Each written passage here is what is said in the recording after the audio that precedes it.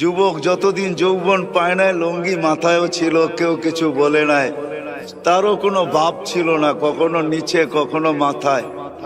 যেই যৌবন পাইলো আর ভাবে চলে আসলো, এখন স্টাইলই ভিন্ন।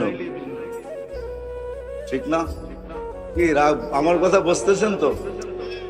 যতদিন যৌবন পায় না ততদিন কিন্তু লুঙ্গি কখনো নিচে কখনো মাথায়, কখনো আছে কখনো নাই। সেও কিছু ভাবতো না, তার ভিতরে ভাবই ছিল না, বাচ্চা তো কি ভাব হবে আর, ঠিক না? যেই যৌবনে পা দিল তো ভাব চলে আসলো। চলার স্টাইল দেখেন, কথা বলার স্টাইল দেখেন। যতদিন পর্যন্ত মাল ছিল না ততদিন পর্যন্ত ভাব ছিল না, যে একটু মাল চলে আসলো তো ভাব চলে আসলো। এখন কথার স্টাইলও পাল্টায় গেছে, ঠিক না? চলার স্টাইল, কাপড়ের স্টাইল, খাওয়ার স্টাইল। আসলে মানুষ যখন সব পায়া যায় তো বাস্তবিকই মানুষ হারায়া যায়, যেটা কোরআন বুঝাইতে চাইছে মানুষকে। কুতিলাল ইনসানু মা আকফারা। ও মানুষ, তুই অকৃতজ্ঞ হলি তো হইলি কি কইরা? তুই কি করে অকৃতজ্ঞ হলি? সমস্ত সৃষ্টি যদি অকৃতজ্ঞ হয়ে যেত, আমার মনে হয় আল্লাহর কোনো আফসোস ছিল না। আল্লাহ কোনোদিন এরকম শব্দ মনে হয় বলতেন না, কারণ সমগ্র সৃষ্টির জন্ম বৃত্তান্ত ভিন্ন। হুকুম দিতে দেরি হইতে দেরি হয় নাই, একটা শব্দ দিয়ে আল্লাহ সমগ্র সৃষ্টিকে তৈরি করছেন। কুন ফাকান হইতে বলছেন, হয়ে গেছে। চাই সেটা যতই বিশাল হোক আর যতই দামি হোক, জিবরিলও কোন দিয়া তৈরি, কোন দিয়া। যদিও জিবরিল আলাইহিস সালাম বড় দামি, চিফ অফ স্টাফ, ফেরেশতাদের সর্দার, কিন্তু উনিও হুকুম দিয়া তৈরি, আল্লাহর কুদরতি হাতের ছোঁয়া দিয়া তৈরি না। 6 দিনের ভিতরে আল্লাহ সমগ্র সৃষ্টিকে কমপ্লিট করছেন, কিন্তু আপনাকে আমাকে তো আল্লাহ হুকুম দিয়া তৈরি করেন নাই, কুদরতি হাত দিয়া তৈরি করছেন। হুকুমের ছোঁয়া আমাদের উপরে চড়ান নাই, বিদায় আল্লাহর অভিযোগ ঠিক আছে যে তোদেরকে তো হুকুম দিয়া তৈরি করলাম না, কুদরতি হাতের ছোঁয়া দিয়া করলাম। 6 দিনের অন্তর্ভুক্ত করলাম না, প্রত্যেককে আমি 10 মাস সময় নিয়ে তৈরি করছি।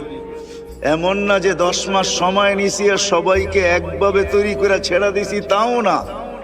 প্রত্যেকের অস্তিত্বের ব্যাপারে আমি 10 মাস সময় নিয়ে তোকে তৈরি করছি। শুধু তৈরি করি নাই, সৃষ্টির ভিতরে শ্রেষ্ঠত্বের মুকুটটা তোর মাথায় পড়াইছি। ওয়ালাকাদ কাররামনা বনি আদম। শুধু শ্রেষ্ঠত্বের মুকুট পড়াই নাই, সৌন্দর্যের ভান্ডারটা তোর উপরে খালি করে দিছি। লাকাদ খালাকনাল ইনসানা ফি আহসানি তাকওয়িম।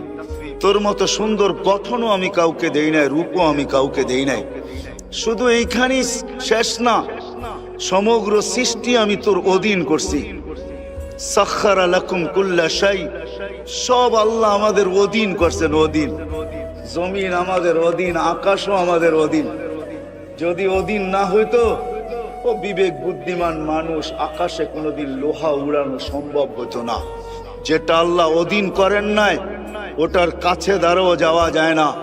বিজ্ঞানের কাছে ফিতা আছে বটে, কিন্তু সূর্যের ভিতরে যায়া মাইপা দেখে নাই, সরজমিনে মাইপা দেখে নাই সূর্য 13 লক্ষ গুণ বড় কিনা। হ্যাঁ, বইলা দিছে একটা ধারণা নিয়া যে 13 লক্ষ গুণ বড়, কিন্তু সরজমিনে যে মাইপা বলতে পারবে না। কেননা ওইখানে পৌঁছার মতো কারো কোনো অধিকার আল্লাহ দেন নাই, ওটাকে পৌঁছার অধিকার দেন নাই, বিদায় ওইখানে পৌঁছা যায় না। বিদায় আল্লাহ বলেন সব তোর অধীন করলাম। শুধু অধীন করলাম না, সব ভোগ অধিকার তোকে দিলাম। সব ভোগ অধিকার কিন্তু আমাদের। ভোগ বোঝেন? আমরা কিন্তু ভোক্তা, সব ভোগ করতেছি আমরা। আপনি যদিও প্রশ্ন করবেন, গরু তো ঘাসও খায়, খায় তো আপনার জন্য খায়, নাইলে দুধ দিবে তো দিবে কোত্থেকে খা, নাদুস নুদুস হবে তো হবে কি কইরা, আপনার আমার জন্য খায়। সূর্য ওঠে আর ডুবে আপনার আমার জন্য, নাইলে সূর্যের উঠারও দরকার ছিল না, ডুবারও দরকার ছিল না। আলো তো তার প্রয়োজন নাই, আলো তো আপনার প্রয়োজন। এই জন্যই তো কোরআন বলছে, লাউ জাআলাল লাইলা সারমাদান, লাউ জাআলাল্লাহুল লাইলা সারমাদান ইলা ইয়াউমিল কিয়ামা ফামান ইয়াতিকুম বিদিয়া। সারাদিন যদি 24 ঘন্টায় রাত্র থাকে, তো আলো দেখবে তো দেখবে কোত্থেকা? আর কোন আলো? যে আলোর ওয়াজআলনান নাহারা মাআশা, আলো আসতে দেরি, তোমরা ছড়ায়া যেতে দেরি করো না। হায় হায়, আলো উঠার আগেই তো যাত্রা বাড়িতে জায়গা পাওয়া যায় না, ঠিক না? আলোতে জায়গা পাওয়া যায় না, আর আলো উঠলে তো কথাই নেই, ঠিক না? আল্লাহ বলে সারাদিন রাত থাকলে কোত্থেকে আলো পাইতে, আর তুমি পরিশ্রমের জন্য কামাইয়ের জন্য কিভাবে বাহির হইতে, আর সারাদিনই যদি দিন থাকতো।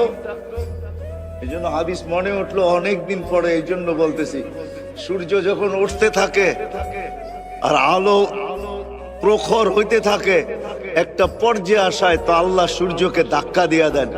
ধাক্কা দিয়া বলে চল ডোব, কেননা তুই যেইভাবে প্রখর হইতেছিস এরকম যদি প্রখর হইতে থাকস তাহলে আমার বান্দা একজনও গরমে বাঁচবে না, যা ডোব।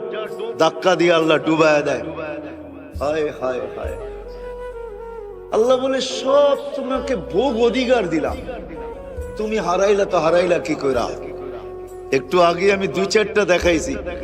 যুবক যতদিন পর্যন্ত বাচ্চা ছিল লঙ্গি কোথায় কোনো খবর নাই, যৌবন পাইতে দেরি, বাপ আসতে দেরি হয় না।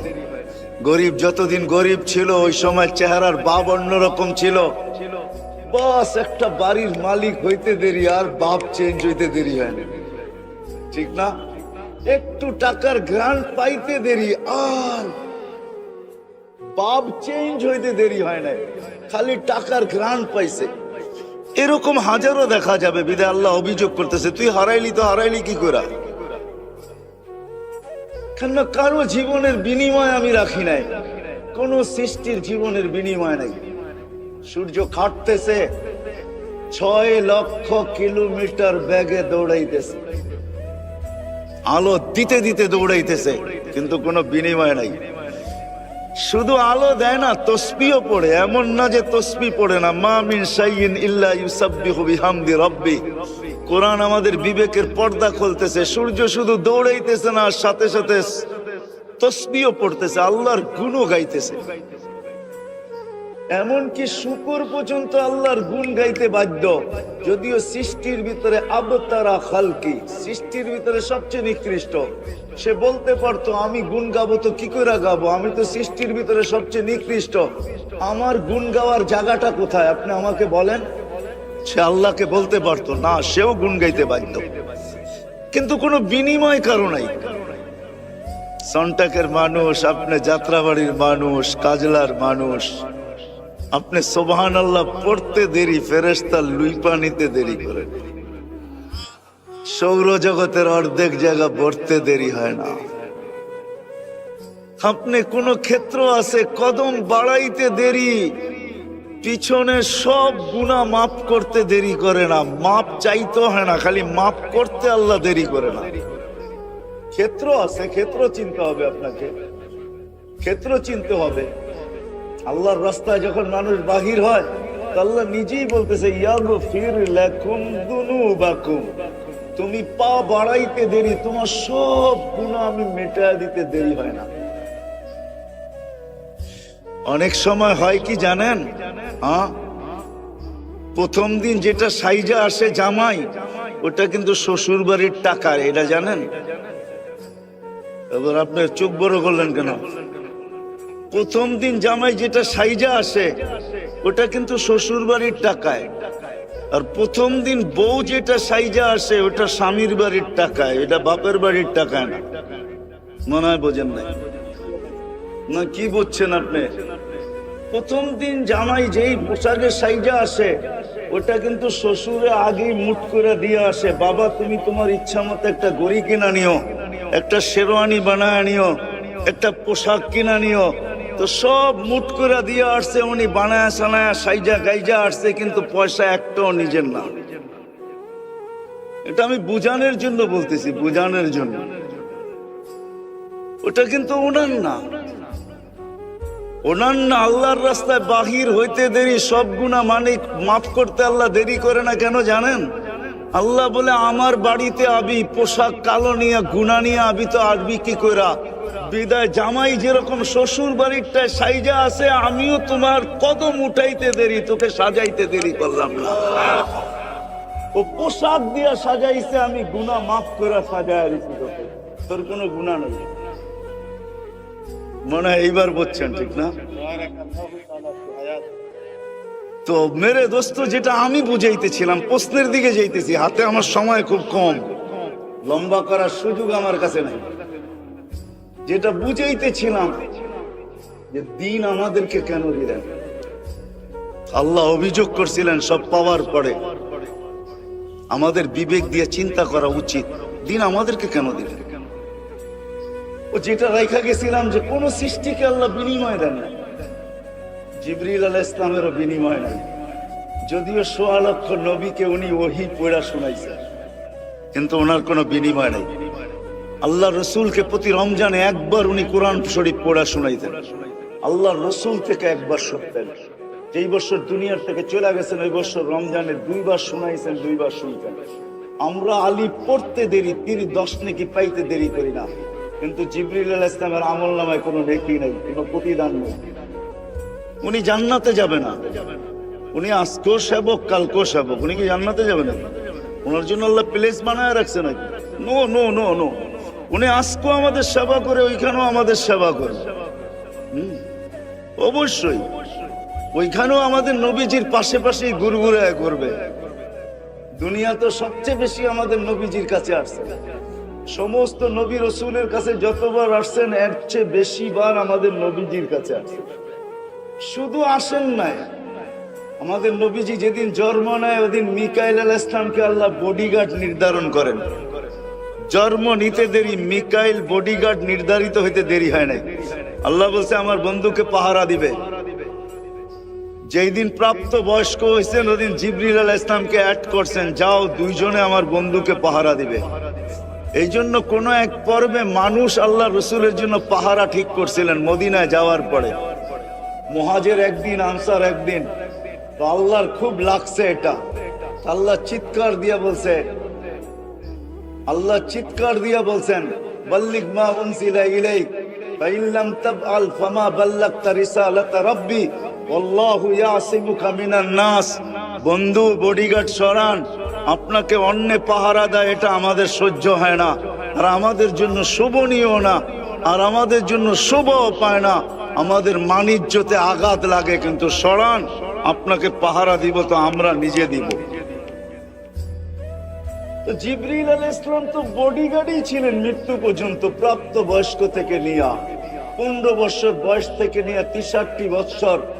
আল্লাহর রসুলের বয়স যখন 63 বছর 10 দিনের মতো, ওই দিন পর্যন্ত জিবরিল আলাইহিস সালাম আল্লাহর রসুলের বডিগার্ড ছিলেন, কিন্তু কোনো বিনিময় নাই। উনি জান্নাতে যাবে না, দুজগেও যাবে না, উনি ওইখানেও সেবা করবে। কথা অন্যদিকে চলে যাবে। কোন এক পর্বে আল্লাহ ওনাকে ডাইকা পাঠাবে, তো বলবে আরশের সাথে কান লাগাও। তো কান লাগাবে, তো দেখবে একটা ক্ষীণ আওয়াজ আসতেছে, ইয়া হান্নান ইয়া মান্নান ইয়া হান্নান ইয়া মান্নান আনকিযনি আইকিযনি আনকিযনি, আমাকে বাঁচাও। আল্লাহ বলবে বাঁচায় নিয়ে আসো। তো দোজকে যে জিজ্ঞেস করবে মালিককে, আওয়াজ তো শুনে আসছি, লোকটা কোথায় আছে? তো কম্পিউটারে সার্চ করে দেখবে একজনও নাই, সব বাইর করে দিছি, কেউ নাই এখানে। কেন? কম্পিউটারের যুক্ত, ওটা দিয়ে বুঝাইতেছি। উনি দেখবে একজনও নাই, তো বলবে আল্লাহ মালিক তো বলতেছে কম্পিউটার আমাকে দেখাইছে সার্চ করে, একজনও নাকি বাকি নাই। তো আল্লাহ আবার বলবে কান পাক, কয়টা দেখবে আবার ওই আওয়াজ, আবার যাবে, যা বলবে ভাই প্রথমবার শোনাটা ভুল হইতে পারতো, এইবার তো শুনে আসছি, দ্বিতীয়বার কানে শুনলাম আছে একজন। তো উনি কইব কম্পিউটার তোমারে দিয়া দেই, আমি ওপেন করে দেই, এই যে দেখো এবার তুমি লিস্টি করে টোকাও আছে কিনা, কেউ নাই এখানে, সব বাহির করে দিছি, তালা ফাঁকার মতো, এখান থেকে বাহির হওয়ার মতো একজনও নাই। আবার যাবে, বলবে ইয়া আল্লাহ প্রথম তো মালিক দেখাইছিল, এবার আমি নিজে দেখে আসছি, কেউ নাই।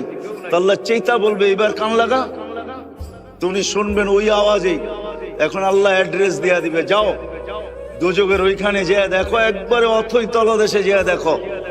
পড়তে পড়তে পড়তে কয়লা হয়ে গেছে, আর কয়লাটাও একটা পোকার আকৃতি হয়ে গেছে।